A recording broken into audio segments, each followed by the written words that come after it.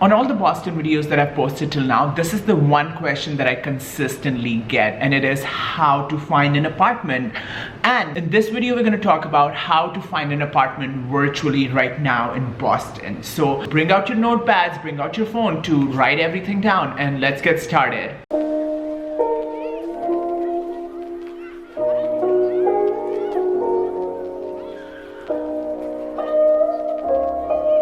So the first thing we're going to talk about is budget, of course, because rent is one of the main expenses when considering an apartment. So what I mean by budget is that you need to know how much money per month you're going to be spending on rent, period. That's the first thing you need to figure out. So even when considering a move a couple of months ahead of time, figure out what your budget is for the rent. What I mean by that is, say if your monthly allowance or monthly salary is say $3,000, that is post taxes, that's how much money you have in hand, then you need to decide what's the proportion of that income that you want to give for rent, right? So ideally people say that don't spend more than 30% of your income on rent for a month. So right, if your income is $3,000 per month post-tax, you don't want to spend any more than $900. Now that, let me tell you this much, that is not true for Boston.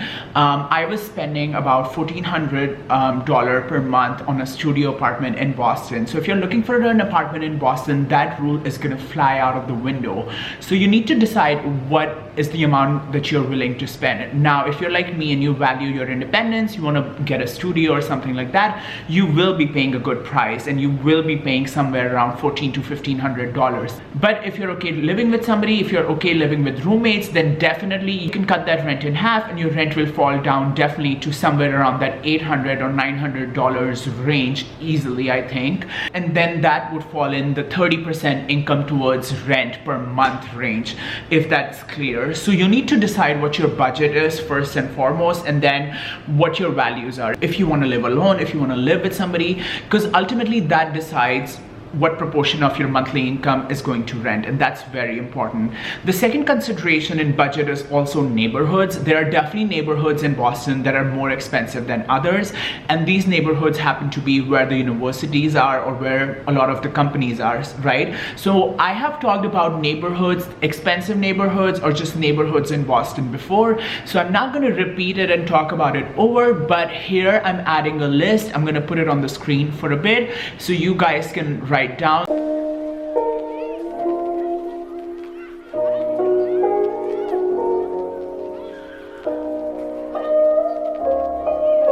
So if you're going to any of these colleges or any of these universities, these are the neighborhoods that are close to you. So if you want to live close to a particular university or a particular college, these are the neighborhoods you should be looking for. But also keep in mind that if you want to live in these neighborhoods close to the universities, the rent is going to be a little higher than some of the other neighborhoods that we have talked about that are outside of Boston, like Waltham, Medford, East Boston, those sort of neighborhoods. Now I want to talk about the main question that I get over and over again, and that is my second point, which is when do you start looking for an apartment and when do you contact brokers or when do you contact landlords? So the main turnover in Boston happens around September. That's when a lot of people leave the city because school terms end in the fall, and a lot of incoming people also come somewhere around the fall. So that's when a lot of turnover happens. So if you're looking for an apartment in Boston or if you're planning to move, I think September is the best time to move. Also because it's not too hot or not too cold, which let me tell you, moving in the winter is just not gonna be fun. So September weather-wise is the perfect time to move. Opportunity-wise is the perfect time because a lot of people are moving out. So in my opinion, it's the best time. So let's say hypothetically, if you're moving in September or if you're wanting to move into the city in September, when really should you start looking? In my opinion, and this is what I did, I remember I wanted to move into Boston in September of 2018. In September 2018, when I was looking at apartments in Boston, I started looking end of May or like June, and I think that was a really good time. So when I started looking in beginning of June, it still gave me 2 full months of July and August to look at a bunch of different places. And and take the process relatively slow so I can pick the place I like. If you start any later than July, like if you start a month before, like in August, I think what happens is if you start looking just a month before the moving date, what happens is that anxiety sets in, at least for me, and then like I know I could foresee myself just getting any place that I want. So I think starting in like June, so giving yourself at least 2 to 3 months it's a decent amount of time to contact a lot of different brokers or a lot of different people, and then, you know, proceed with the place that you like. On a similar note, how do you contact these brokers or how do you contact these landlords? So what I did was I went on multiple websites. I didn't rely on a single website. So the websites that I looked at were hotpads.com, number one. The second one was obviously apartments.com, and the third one was Zillow. So the caveat with all of these three websites is that on a lot of these postings on these websites are through brokers or through realtor companies. What I mean by that is when you go through these websites, you're gonna probably be put in contact with the broker, and the brokers will help you find an apartment. They'll do the virtual showings, but with the brokers there also comes a fee, and usually with brokers the fee that you pay is equivalent to a 1 month's rent. So say if your monthly rent is $1,400, then you will pay a $1,400 extra fee to that broker for helping you find an apartment, which I think is a big cost. I don't know if everybody can afford it, but does it make the process easier? Yes, it does. Because once you're in contact with the broker, they'll show you multiple places. They can do all these virtual showings for you. And for somebody like me, or if you are watching this and you're moving to Boston or Massachusetts from outside the state or from another country, it just makes the process easier because the broker is going to work with you on your time. They're going to do virtual showings for you on your time. They can answer all these questions for you, and that is why you want to give yourself a good time range to find an apartment, because you don't want to at the end just look at 1 or 2 apartments and decide between them. You want to look at least 3 or 4, at least that's what I did. And my broker showed me virtually all of these apartments because I was looking at apartments from Iowa. I wasn't even in Massachusetts at that time. Keep in mind, the world has also changed since 2018. We're now in 2021, we're post-pandemic. Also, a lot of apartments here are now doing deals because a lot of people have left the city. People are also starting to come back, but there's still a lot of offers that apartments are making. So if you are looking for an apartment right now, please negotiate, look at what the best deal is. There are some apartments that are offering up to 2 or 3 months of free rent at this point, which I think is an amazing deal for people like us. My third tip is try, if possible, not to rely only on virtual showings. What I mean by that is when you do a virtual showing, a broker is trying to basically sell you the place. They're kind of like a salesperson. So say if they show you this apartment or my apartment right now, they will show you all the best things about it. They'll show you how high the ceilings are. They'll show you the natural lighting. They'll show you what the best part is. They won't show you that the cabinet handles can be loose. They won't tell you anything if there is a funky smell in your apartment or a funky smell in your building. That will always be there. They won't tell you if the neighbors are noisy. Most of the people don't give you information like that. So the best thing is try to have somebody visit the apartment. And I know it's hard, right? We're in the middle of a pandemic. If you're in another country, if you're in another state, who is going to visit the apartment for you?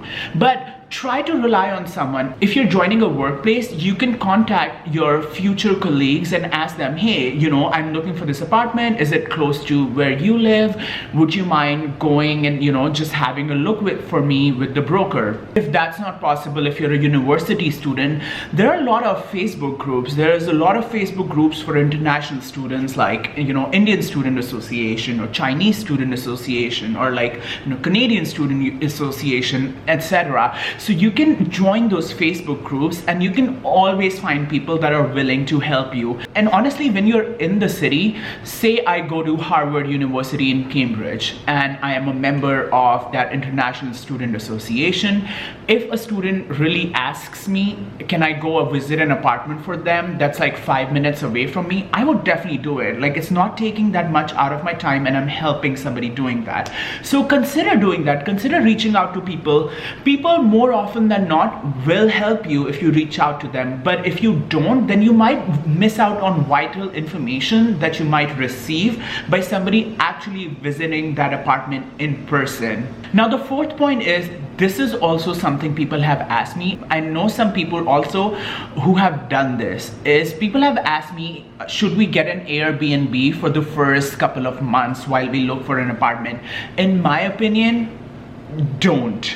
Because I feel like Airbnbs are a money sink. In my opinion, that money is not going towards your rent. That money that you're gonna spend on an Airbnb for the first 1 or 2 months while looking for an apartment in person, you could save for, like, say, broker fee or any other fee towards that apartment. So I wouldn't recommend getting an Airbnb for a couple of months. If you have the money, sure, why not, I guess. But I come from limited money, so I would never recommend that. I would recommend really reaching out to somebody or relying on virtual showings and not really coming to the city and living somewhere temporarily and then finding a place. Also think about the fact that you're coming from another country or you're coming from another state and you're living in an Airbnb for a couple of months with all your bags packed up. You're also starting a new job or you're starting at a new university. Having all that stuff packed up in an Airbnb, living somewhere temporarily, looking for a new place, starting at a new place as a student or a worker, it's just hard. It can be really overwhelming at times, so I wouldn't recommend that. But if that's something that, you know, really speaks to you, then I know people also rely on that, but that is not something I will recommend. Number fourth point, and this is for my international peeps out there who are watching this video, which I know a lot of you do.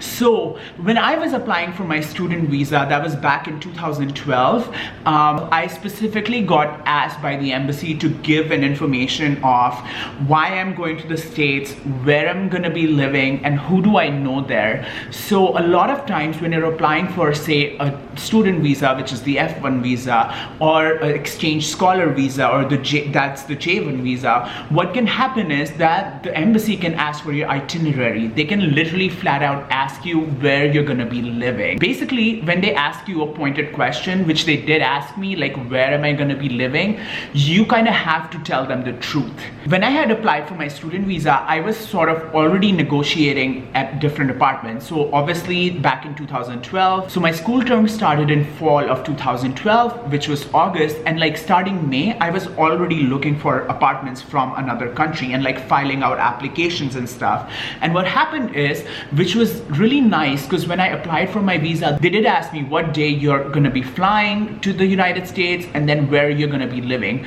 The thing is, when you give them a temporary answer that like, I don't know where I'm gonna be living, they don't like that. A lot of times visa approvals and denials, they can hinge on like really stupid stuff, and you don't want to come across as temporary to them.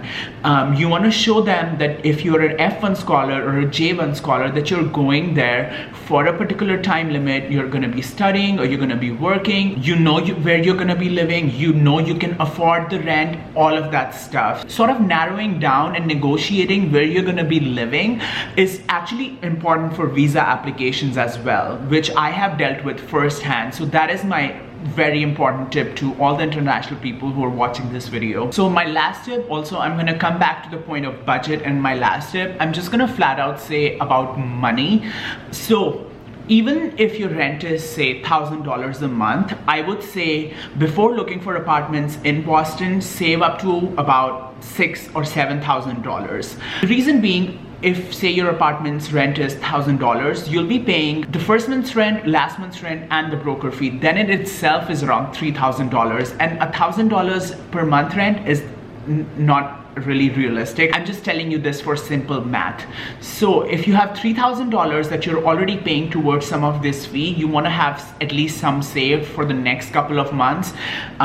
Groceries, all these things, all these uncertain expenses that might come your way. So I'm just saying that if you're planning to move to Boston, for sure it's an expensive city, save at least $6,000 or $7,000 in your bank account, in addition to the money that you're putting towards the rent, if that makes sense. So I really wanted to make this video because these are really the questions that you guys have been asking me. Again, I want to emphasize, if you're moving to Boston, start looking at least 2 or 3 months before your moving date. And if you're an international student or an international worker, even earlier than that would help, because it will really help with your visa application, figuring out where you're going to be living to begin with. So I really hope this video helped you guys, and keep commenting on the videos. Please subscribe to the channel. Bye.